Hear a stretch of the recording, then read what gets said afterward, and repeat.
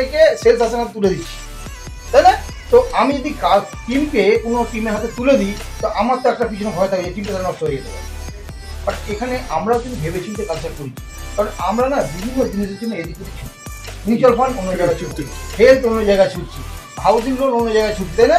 সব কিছু একই ছাতা নিচে যখন হবে, তাতে আমি কাজটা কম্প্যাক্ট হবে এবং কোথাও যাওয়ার দরকার নেই। আপনি মিউচুয়াল ফান্ডে আলাদা করে হয়তো আপনার পোর্টফোলিও তৈরি আছে, এলআইসিও করেন, দুটোই করেন, বাট আজকে যে সেলস আসা নিয়ে শোনা হলো, মাঝখানা 4টে পোর্ট, আমরা একই ছাতার তলা থেকে সব কিছু করতে পারবো। তো সেই সম্পর্কে আপনার 2-4টে কীরকম লাগলো কনসেপ্টটা?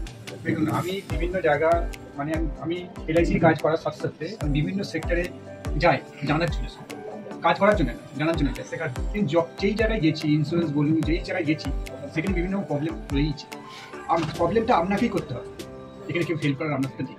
আর আজকে এই সেলার সেন্সের কাজ করার একটা সুবিধে, আমি কাজ করছি কিন্তু আমার 4টে স্টাফ কাজ করছে।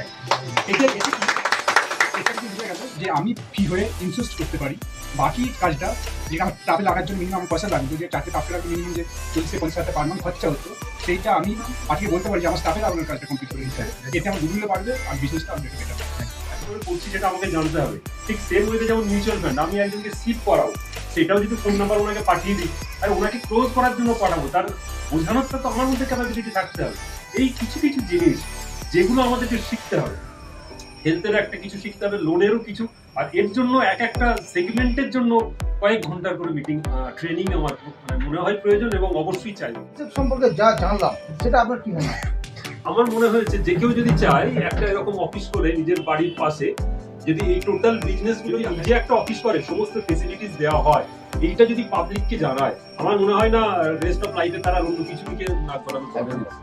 কারো কাছে যাচ্ছি, কোনো কাস্টমারের কাছে, তাই জন্য এতগুলো সার্ভিস যদি আমি একাই দিতে পারি, মানে আমি তো অন্যজনের হেল্প নিয়ে অবশ্যই দিতে পারি, আমারও চেষ্টা থাকলে তারও উপকার। এটাই সেলস আসলে বুঝতে পারছি।